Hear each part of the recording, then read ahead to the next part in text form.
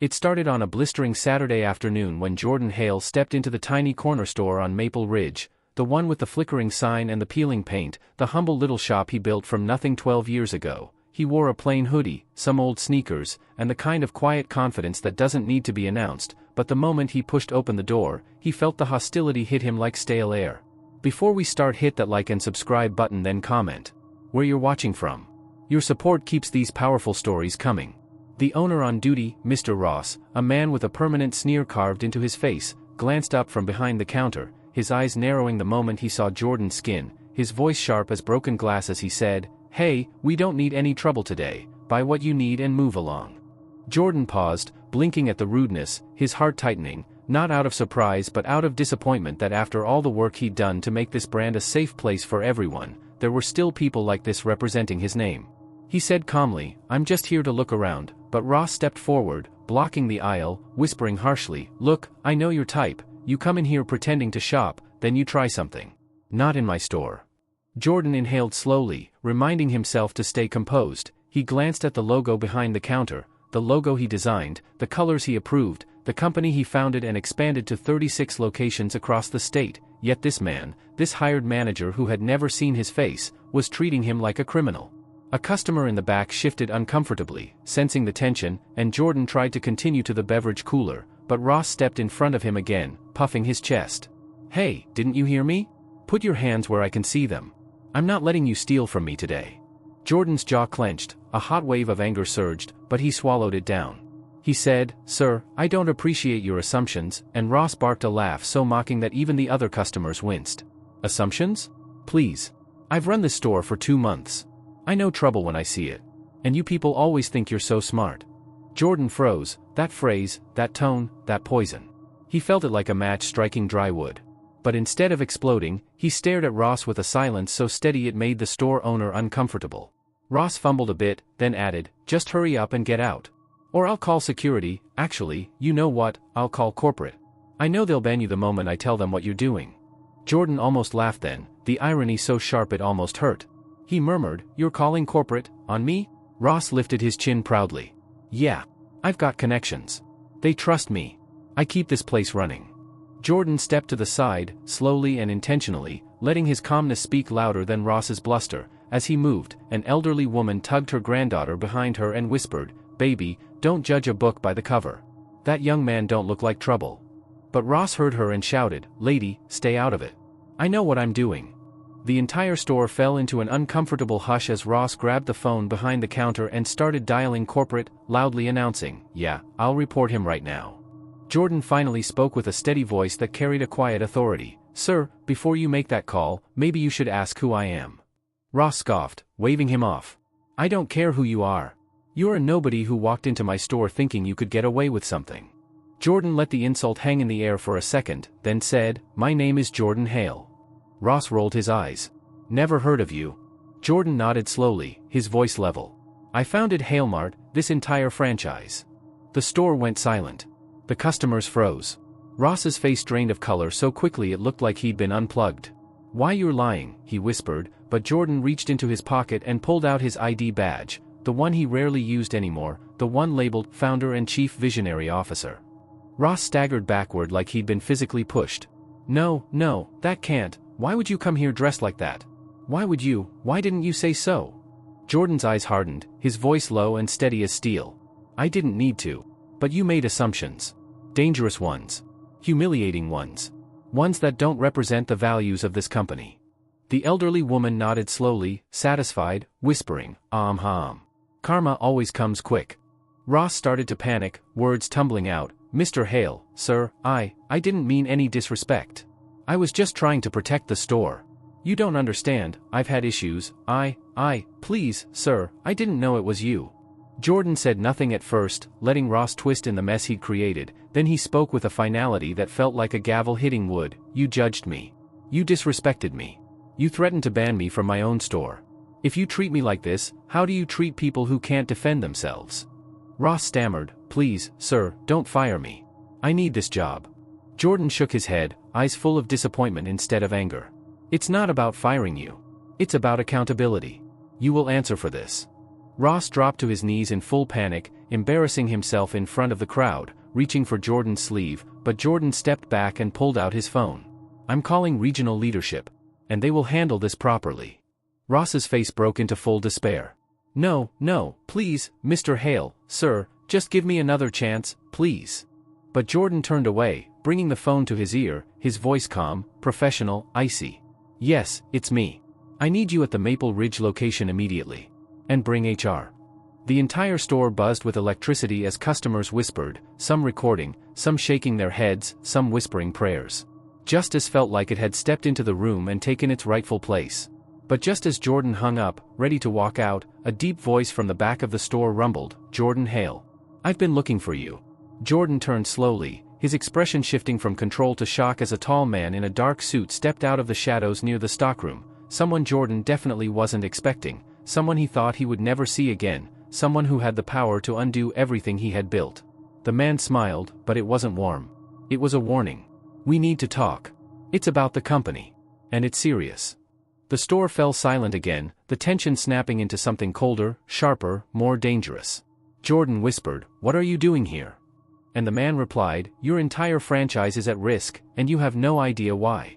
The customers gasped. Ross froze. Jordan's pulse thundered. And just as the man stepped closer, the lights in the store flickered, then went out completely.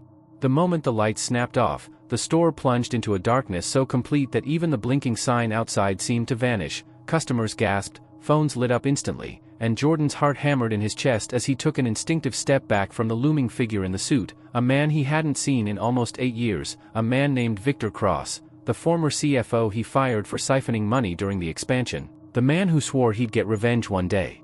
Jordan's voice cut through the dark, low and commanding as he said, "Victor, don't move," but Victor chuckled softly, the sound slithering through the silence. "Relax, Jordan. If I wanted to hurt you, I would have chosen a much quieter place." Customers whispered in confusion. Ross whimpered from the floor like he'd seen a ghost, clutching the counter as if it could save him. The lights flickered back on, humming weakly, and Victor stood by the stockroom door with his hands casually in his pockets, his suit perfectly tailored, his expression sharp enough to cut glass. Jordan squared his shoulders, refusing to let fear show. "State your business," he said. Victor smirked. "Always straight to the point." "Fine. Someone inside your corporate office is trying to force you out of your own company." The room went cold. Even the little girl near the candy aisle stopped chewing her gum. Jordan narrowed his eyes. "Who?" But Victor shook his head. "Not yet. You're not ready for that name." Jordan stepped closer, voice tightening. "Why should I believe anything you say after what you did?" Victor shrugged. "Because the enemy of my enemy is my temporary inconvenience. Someone wants both of us out. Permanently. And they've already started." Jordan's jaw tightened as he fought the growing unease in his gut. "Explain." Victor's eyes darkened. "They've been using your store managers, collecting complaints, manipulating reports, setting traps. And this location," he said, motioning around the room with a smirk, "is the first domino." Ross's eyes widened as he stammered, "Me? I didn't know anything. I swear." Victor chuckled. "Oh, but you played your part beautifully. All they needed was video of you mistreating a customer. Didn't matter who. Just needed a scandal. A reason to say the brand is in decline." Jordan felt a heavy dread sink into his chest. "Why target me?" Victor responded simply, "Because you built something powerful. And power attracts envy." The store door suddenly swung open, the bell chiming violently as 2 regional managers rushed inside with HR trailing behind them, breathless and sweating. "Mr. Hale, we came as soon as," they froze when they saw Victor. Their eyes widened with recognition and fear. Jordan crossed his arms, voice steady. "Since when does my company answer to him?" HR swallowed hard. "Sir, we were told he had your authority." Jordan's eyes sharpened. "By who?" But before anyone could answer, Victor stepped forward, his smile fading. "Jordan, time's up. You need to come with me. Now. Everything is moving faster than I expected." Jordan stood still, the weight of the moment pressing against his ribs, then he said to the managers, "You two, Ross is suspended pending full investigation. I'll handle it personally." Ross dropped his head into his hands, sobbing with relief and fear at the same time. But Jordan didn't look at him. His eyes were locked on Victor. "I'm not going anywhere with you until you give me a name." Victor stared at him for a long, tense second, then whispered the words that made Jordan's blood run cold, "Your co-founder." Jordan blinked, stunned. "Marcus?" Victor nodded slowly. "He wants control of the company. Total control. And he's willing to burn your entire legacy to the ground to get it. The room spun. Jordan felt a pressure behind his eyes that felt like betrayal, pain, and disbelief all colliding at once. Marcus would never, he already has, Victor interrupted. He's been planning this for years. And guess who he partnered with to make it happen? Jordan exhaled shakily. You. Victor nodded once. At first.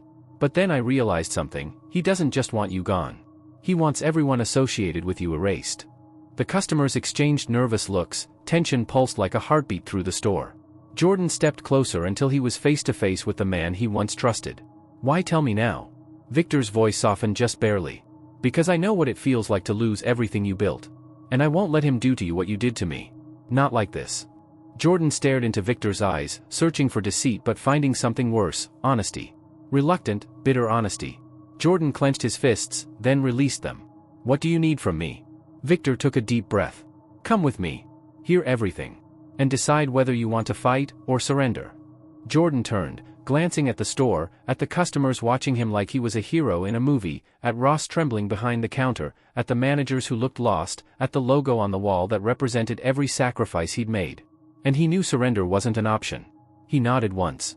Let's go.